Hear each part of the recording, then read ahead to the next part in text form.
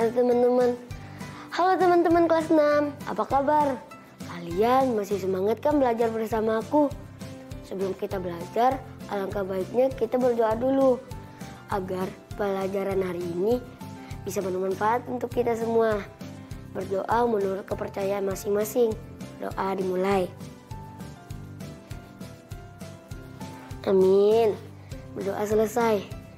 Nah teman-teman, sebelum kita belajar, kalian siapkan dulu peralatan tulis kalian. Karena hari ini kita akan belajar banyak hal. Kita akan mempelajari keberagaman agama dan kita akan mengetahui upacara toyah suku Bajo. Selain itu, kita akan belajar juga kalimat baku, sumbu simetri, dan nilai yang paling sering muncul atau bisa disebut juga dengan modus. Nah, seru banget kan teman-teman? Selamat belajar ya, semangat!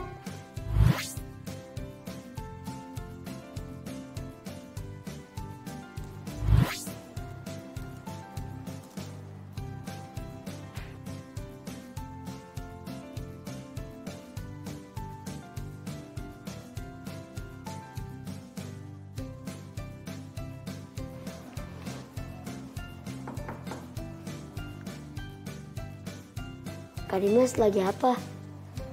Jadi nggak nemenin Rio belajar? Jadi dong, masuk sini. Oke. Kakak lagi milih-milih foto untuk keperluan blog nih. Oh. Hah? Ini foto-foto apa, Kak? Oh, foto itu. Foto itu adalah foto upacara toyah suku Bajo. Hah? Suku Bajo? Iya, suku Bajo. Suku Bajo adalah salah satu suku yang ada di Indonesia. Persebaran suku Bajo di Nusantara ada di pantai timur Sabah, Malaysia, Kepulauan Sulu, pantai timur Kalimantan, perairan laut Sulawesi dan Maluku, Selat Makassar, dan perairan laut Nusa Tenggara. Ada tradisi unik orang Bajo yang kakak tahu. Saat bayi berusia 3 atau 4 bulan, orang tua mereka menggelar upacara toyah agar anak mereka kelak nanti menjadi pelaut yang hebat. Karena secara umum pekerjaan orang-orang Bajo berhubungan dengan laut, ritual mengayun bayi ini diibaratkan pelaut yang sedang terombang-ambing dalam gelombang. Maknanya adalah mendoakan agar saat besar nanti anak tersebut akan kuat menghadapi hempasan samudra.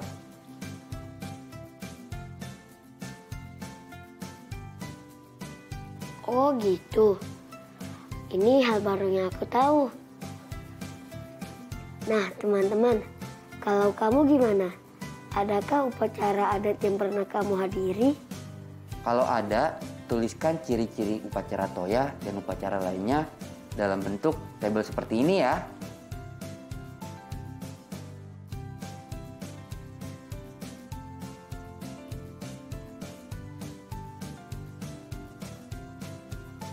Nah, kemarin kan kakak udah janji untuk nemenin kamu belajar tentang keberagaman agama yang ada di Indonesia. Jadi, kakak udah siapin medianya loh. Tunggu ya bentar. Oke.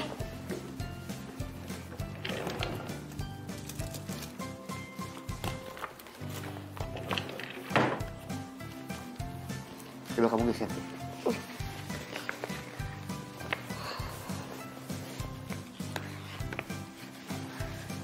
Nih, coba sekarang apa yang kamu ketahui tentang yang ada di gambar ini? Kalau ini adalah masjid, Kak. Tempat beribadahnya orang yang beragama Islam. Dan kitab sucinya adalah Al-Quran. Nah, terus? Terus ini gereja. Tempat beribadahnya orang Kristen, Protestan, dan Katolik. Kitabnya adalah Alkitab. Ini gereja juga sama. Nah, kemudian ini adalah pura. Tempat beribadahnya orang yang beragama Hindu. Dan kitab sucinya adalah Weda. Lalu? Lalu ini vihara. Tempat beribadahnya orang yang beragama Buddha. Dan kitab sucinya adalah Tripitaka. Nah, ini yang terakhir. Ini adalah kelenteng. Tempat beribadahnya orang yang beragama Konghucu. Dan kitab sucinya adalah Shishu Wujing. Menurutmu penduduk Indonesia paling banyak menganut agama apa? Islam ya, Kak? Betul, sekitar 87% penduduk Indonesia menganut agama Islam. Bahkan Indonesia merupakan negara dengan penduduk beragama Islam yang terbanyak di dunia. Coba perhatikan tabel komposisi agama di Indonesia ini. Apa yang bisa kamu ceritakan? Penganut agama Kristen, Protestan, dan Katolik mencapai 10%. Sebagian besar dari mereka tinggal di wilayah timur Indonesia, seperti Nusa Tenggara Timur, Sulawesi Utara, Papua, dan Papua Barat. Sekitar 3% lainnya ada yang memeluk agama Hindu, yang sebagian besar tinggal di Bali. Agama Buddha yang penganutnya paling banyak tinggal di Jakarta dan Sumatera Utara. Agama Konghucu dan agama lokal. Selain keenam agama yang diakui tadi, Indonesia yang kental akan budaya dari berbagai daerah memiliki berbagai keyakinan lokal yang dilestarikan secara turun-temurun. Jadi mereka menyebutnya apa, Kak? Mereka hanya menyebut kepercayaan. Maksud kepercayaan itu adalah keyakinan terhadap kekuatan yang ada di luar kemampuan manusia. Nah, Rio dan teman-teman di rumah sudah mengerti kan bahwa negara Indonesia yang kita cintai ini kaya akan budaya dan kepercayaan. Keberagaman yang kita miliki ini membuat masyarakat Indonesia penuh toleransi. Ya, ngerti, Kak. Kalau ada perbedaan justru membuat kita belajar banyak hal. Tidak memaksaan satu kepercayaan aja. Nah, di sekolah aku tuh ada teman-teman aku yang berasal dari daerah berbeda-beda dan mempunyai agama yang berbeda-beda juga, Kak. Nah, oke deh. Udah sore nih, kita mandi dulu yuk. Habis itu kita lanjut belajar lagi. Siap, Komandan. Yuk. Oke.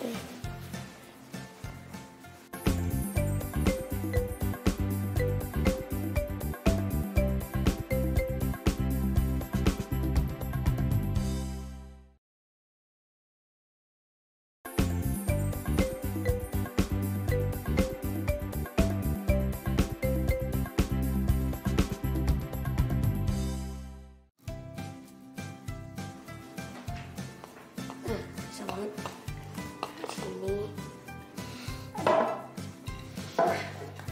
Oke. Apa itu, Kak? Nih, kamu mau lihat kan? Tuh. Loh, Kak, kok kata-kata Bajo dan Sumbawanya nggak pakai huruf kapital? Kakak mau mengunggah di blog. Seharusnya menggunakan kalimat baku, Kak. Pinter kamu.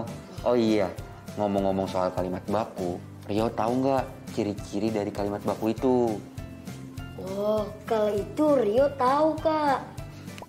Ciri-ciri kalimat baku yaitu menggunakan tanda baca, ejaan, dan huruf kapital dengan tepat. Lalu menggunakan struktur bahasa yang tepat, menyampaikan gagasan secara logis, dan menggunakan kata secara hemat atau tidak boros kata. Contohnya, kalimat pertama, dia menghubungi temannya dengan telepon. Kalimat ini tidak sesuai dengan ciri-ciri kalimat baku karena tidak logis. Kalimat ini dapat menimbulkan salah penafsiran karena kata dengan berarti bersama. Seharusnya menjadi dia menghubungi temannya melalui telepon. Contoh kedua, saran yang dikemukakan olehnya akan dipertimbangkan oleh kami. Ini sepertinya boros kata, jadi termasuk kalimat tidak baku. Tapi menurut kamu kalimat ini baku nggak teman-teman? Ya, ini bukan kalimat baku. Seharusnya saran yang dikemukakannya akan kami pertimbangkan. Kita coba cek satu contoh kalimat lagi ya. Musik dangdut adalah hasil perpaduan antara musik tradisional dan musik India. Apakah ini termasuk kalimat baku? Betul. Kalau ini jelas bukan contoh kalimat baku karena penggunaan huruf kapitalnya tidak tepat. Seharusnya menjadi musik dangdut adalah hasil perpaduan antara musik tradisional dan musik India. Kata India diawali dengan huruf kapital karena nama negara. Wah, Rio hebat. Kak Dimas kan sudah menjelajahi daerah-daerah di Indonesia.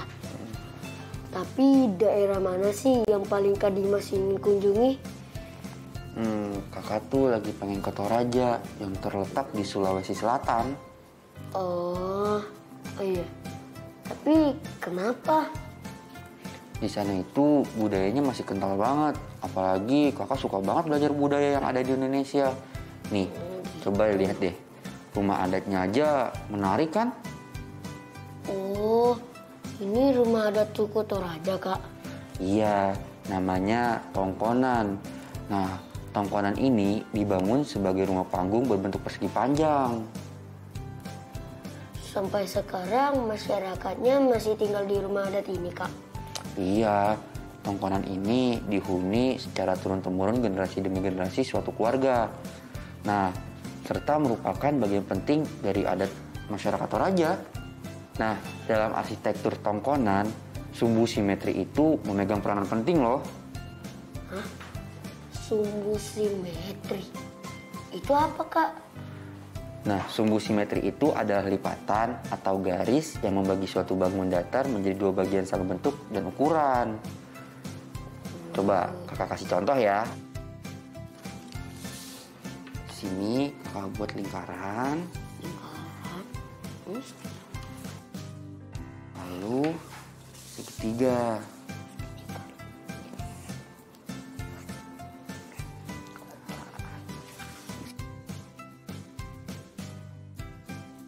Itu kita potong.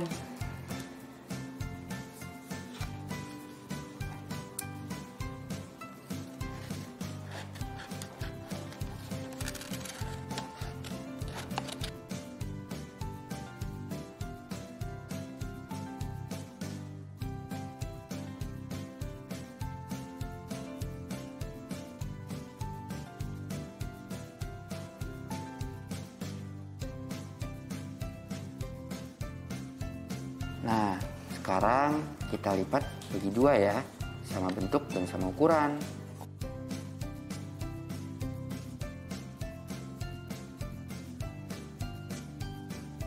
Nah, kalau udah kamu buka, ada garisnya kan? Oh iya, Kak, Ria ngerti. Nah, itulah yang disebut namanya sumbu simetri. Oh iya, Kak, aku ngerti.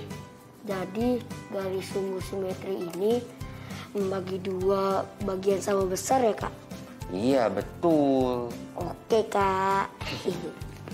Terus selain rumah adat, Apalagi Kak yang menarik dari suku Toraja? Ada. Kamu pernah dengar upacara Rambu Solo nggak?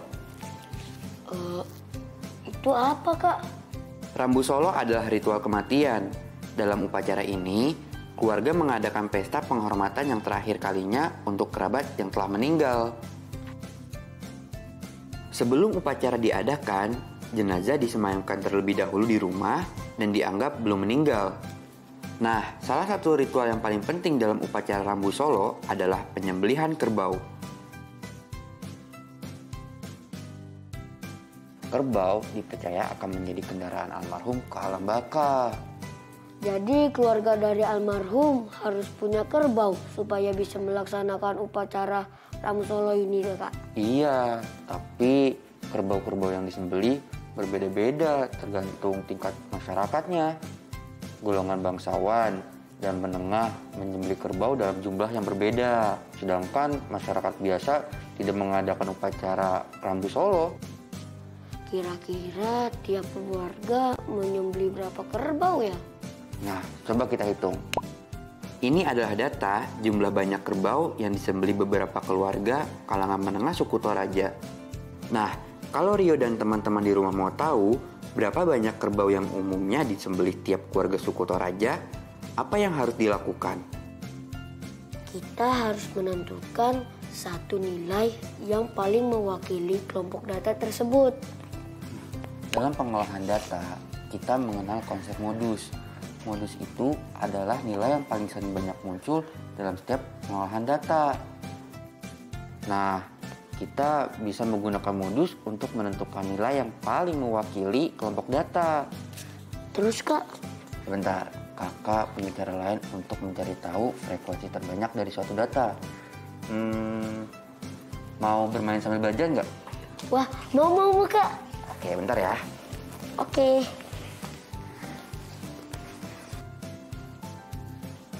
Nah, ini dia alatnya. Caranya Kak? Kamu masih ingat diagram nokta kan? Nah, kalau kita lihat di data ini, ada 16. Nah, artinya kakak akan lancarkan kawat-kawat ini ke atas gabus ini sebanyak 16 kawat.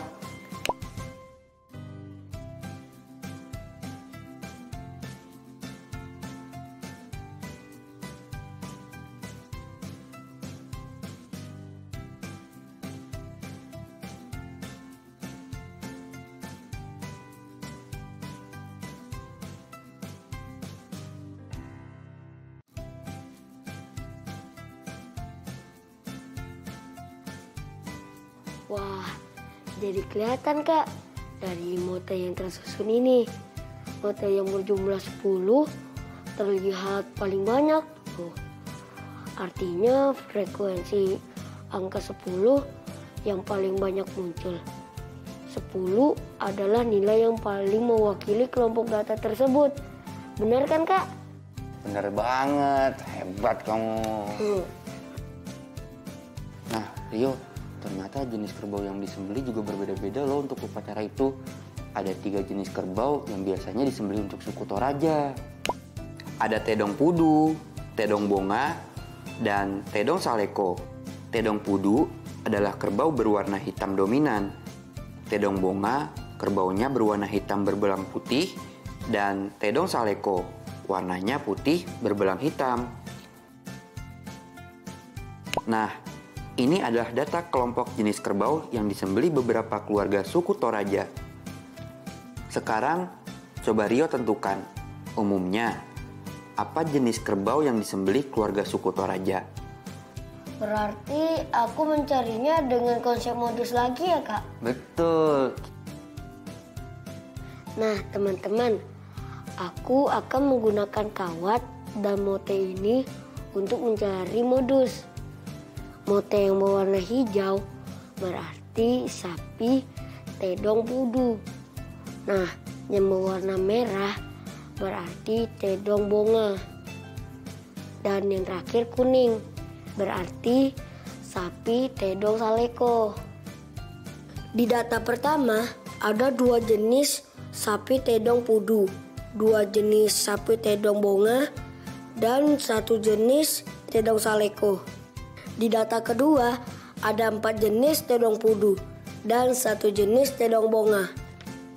Di data ketiga, ada 2 jenis sapi tedong pudu, 2 jenis sapi tedong bonga, dan 1 jenis sapi tedong saleko. Di data yang keempat, ada 1 jenis tedong saleko, 2 jenis sapi tedong pudu, dan 2 jenis tedong bonga. Nah, karena ada 3 jenis sapi, jadi kita akan menggunakan 3 tusuk kawat ini untuk kita tusuk di atas gabus ini. Nah, kawat yang pertama untuk motif berwarna kuning yang mewakili sapi tedong saleko sebanyak 3. Ayo kamu masukin. Kawat yang kedua untuk motif berwarna merah yang mewakili sapi tedong bonga sebanyak 7. Iya. 3. Yang kedua motif berwarna merah sebanyak 7.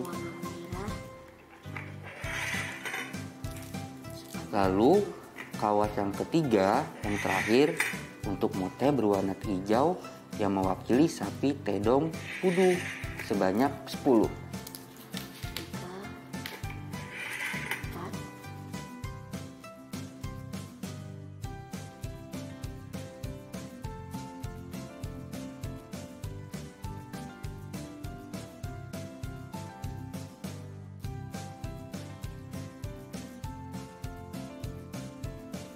Ternyata motif warna hijau yang paling sering muncul. Berarti nilai yang paling sering muncul adalah tedong pudu. Dia muncul sebanyak 10 kali. Paling banyak di antara data yang lain. Wah, Rio hebat.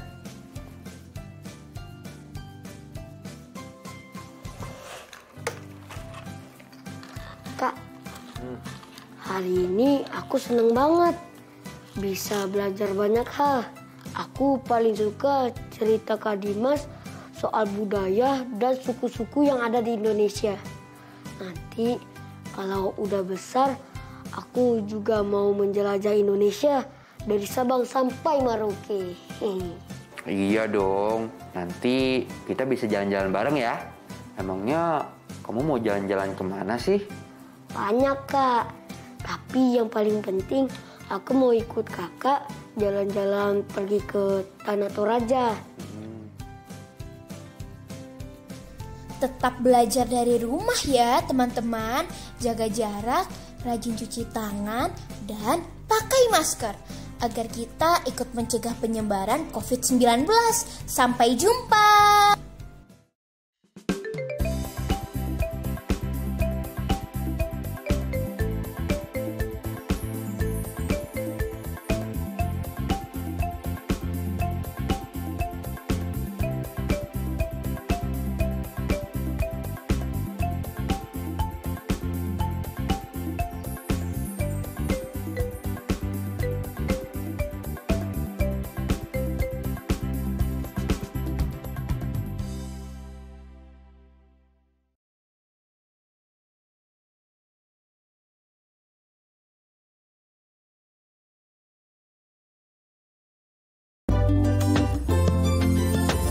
Sering-sering cuci tangan, gunakan sabun, pakai masker, menutup hidung mulut.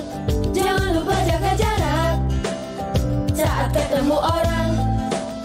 Makan yang bergizi, jaga kesehatan. Anak Indonesia, anak Jangan kendor, jaga kesehatan.